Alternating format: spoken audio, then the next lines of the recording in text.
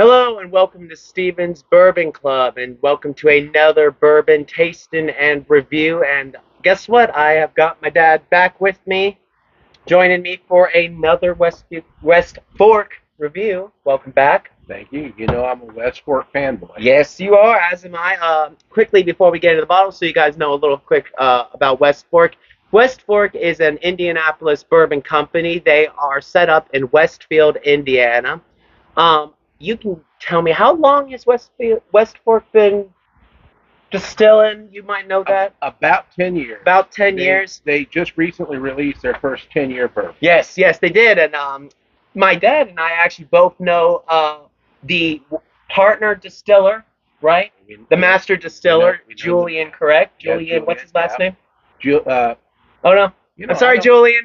Sorry, Julian. Sorry, Julian, if you're watching this. My dad's going to send this to you. But sorry, Julian, we forgot your last name. So make sure to tell us and pound it into our brains. No, don't embarrass yourself. Just say we don't know.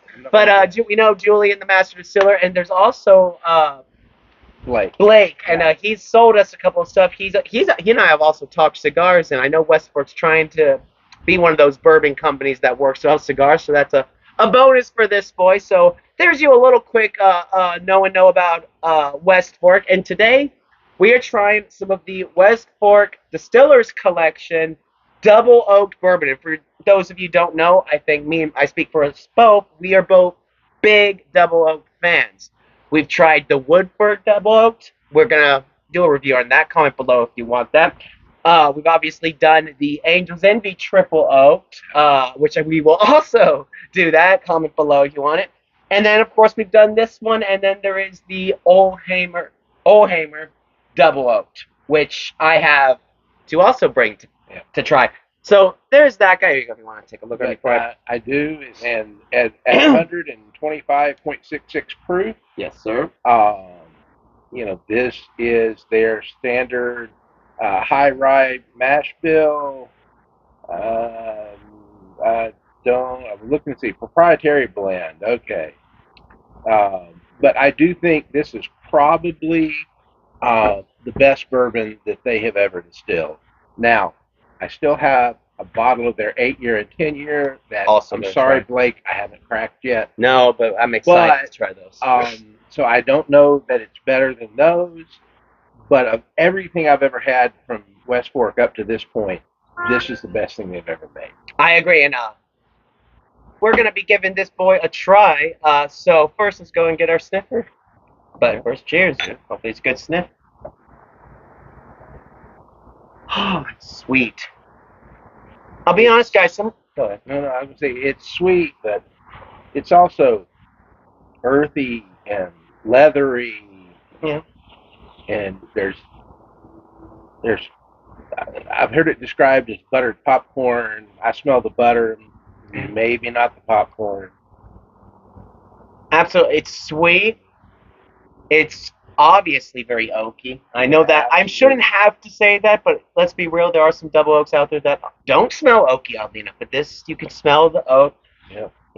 It smells smooth. It smells like it won't be very aggressive. But you're right. There is like a little spice there. Oh, I'm ready to taste this, as I'm sure you are. Cheers. Cheers.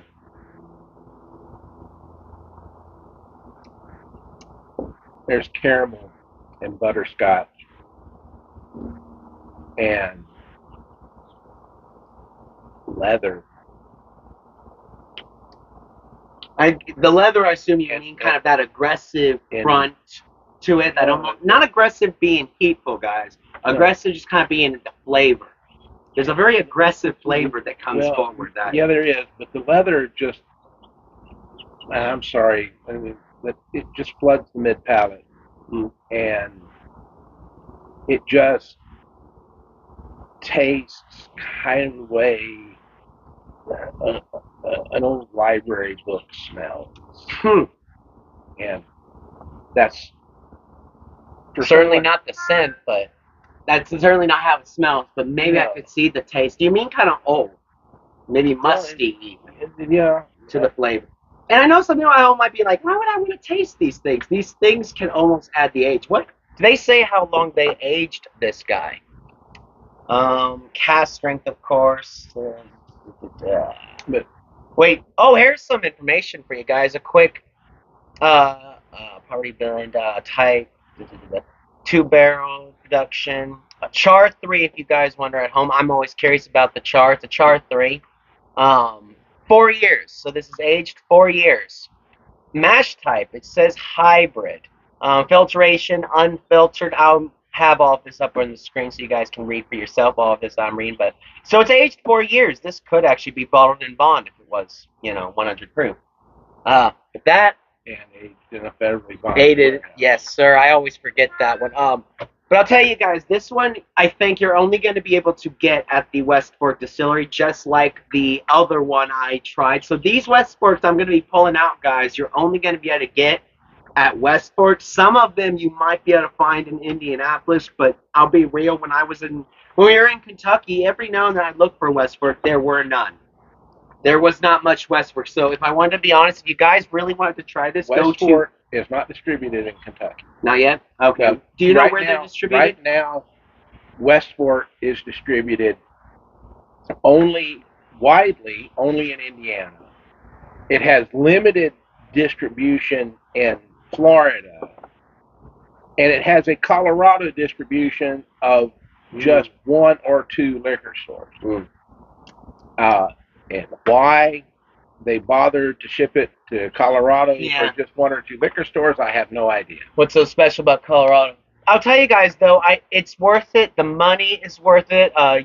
Repeat MSRP. It was About $80. $80. Yeah. Yep. So for an $80 bottle, when you can get some $80 double oaked, you can get some double oaked at Kentucky for like $90 and $100. This can compete with those. And I like to repeat, Julie. He said this once or twice. So Julie, if you're watching this, I took your class and I did learn. And one of the things you guys were saying is you never understood why Indianapolis didn't make more bourbon. You've got the good water. You've got some of the best soil for producing the wheat, the barley, and the corn. Of course, the corn. I mean, good gracious, every kind of corn will grow great in Indianapolis, and you've got the land. Especially Westport, which went to Westfield, Indiana, makes sense. There's a lot of open field out there to build a big distillery and have the rick houses. So there is open land for them to use. So why Indianapolis? And I know Indianapolis is growing with the bourbon world. So I definitely say so far in the Indianapolis bourbon world, West Fork is the best. There are other good ones, but West Fork is definitely the best.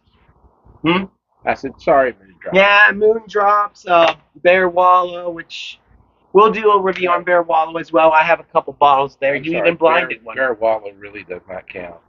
Well, you remember, you did. The rye was good, and of course the foolproof wheated was good. Those were the only two we got other than the 4-grain. I liked the 4-grain a lot. He didn't care for it, but I'll be real.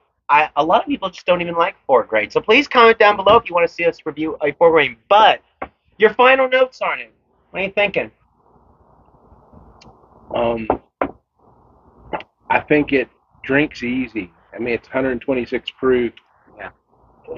But it's not hot and aggressive. It's smooth. It's not harsh. It's pleasant flavors. It's great on the nose. It delivers everything. It delivers everything on the aroma that you'd expect from a absolutely double oak. aroma. It also delivers everything on the palate that I would look for from a double oak.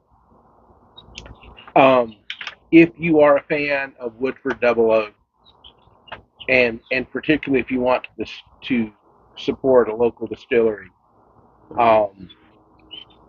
this is every bit as good, and I think better than the Woodford Double Oak. At least for my palate. At least for my palate, this is better. So if you are local or if you are traveling through Indiana, I would say stop, look for anything from West Fork. They have a lot of really good whiskeys on the market. You may or may not be able to find one of their double oak. Depends on the day you go there at the distillery.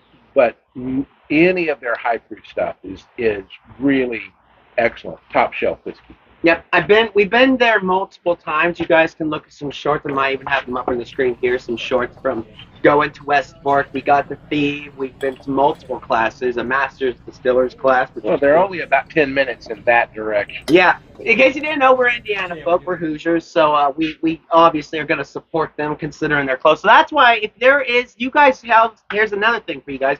If there is a West Fork bourbon you look up online or you see on their website that you can say, well, I can't drive 8 hours because they're 8 hours away from me, but I want to know what it's like. Here's your channel. Say, I want to try this West Fork bourbon, and we could probably go and get it because we're so close. But, well, there you have it. That is the West Fork. Well, I'm going to give my final thoughts because the whole reason someone gave me this bottle was because they paired it with a cigar, and I wanted to give it a quick pair, so I'm going to quickly pair it with an Olivia G cigar. I have a picture up on the screen. This is a baby cigar, smaller. They're smaller in diameter, they're smaller in length, but they smoke every time excellently. And since they gave me this bourbon to pair it, I'm gonna give it a pair. Of course, he doesn't smoke cigars, but he endures me, which is, a lot of bourbon drinkers endure the cigar. Now the hope is, since I don't do this often, guys, but I don't talk about the cigars much. My hope is due to the fact that this is a smaller in diameter and smaller in length cigar. There will be more puffage through, so you'll get more of the actual tobacco. So in other words, it'll increase, hopefully, the flavor from the tobacco, which will hopefully match the double oak. Now, I've never said in a video why I'm pairing and what my goal is. The goal in pairing is to get all of the nuttiness in the tobacco, or maybe the vanilla in the tobacco, the oakiness in the tobacco, because you can get those similar notes, and get it equal with this. So a dark tobacco is generally what I go with for the peanut. So if you guys want a peanutty tobacco, the dark tobacco generally is more nutty to me. Maybe even almondish for the sweet. So those who don't pair, you kind of want to get some of the bourbon already in your mouth, which you've seen me doing. And you're going to take a couple puffs, get the smoke in. Now you're going to take a sip. My final thoughts on the bourbon. Now that I've paired it, it does pair with cigars very well. Because it doesn't, sometimes some tobacco with the bourbon, it can almost be spicier on the tongue. It's not with this. It just flowed, it felt tasty, and guess what? The peanut's there. I'm happy. I wanted that nutty. The peanut's there. Oh, maybe I'll let a little peanut emote go up or something. I don't know. I'll find a picture of the walking peanut mascot. The peanut's there. It's good. So that's what I wanted with this. That's why I paired it with this. So I see why West Fork wants to be a cigar bourbon. They want to be a bourbon that's really good with cigars. And for $80, it's worth it, isn't it? I think so. I think so as well. But well, there you have it. That is the West Fork Double Oaked Cask Strength bourbon, and I hope you guys have enjoyed this video. Hopefully you've learned a little thing. Hope you've learned about West Fork. I keep saying Westfield. I just realized I said that twice. West Fork. West Fork, who's in Westfield bourbon. But well, if you haven't already, guys, hit that like on the video so we can see your support. It means a lot to me. It means a lot to my dad.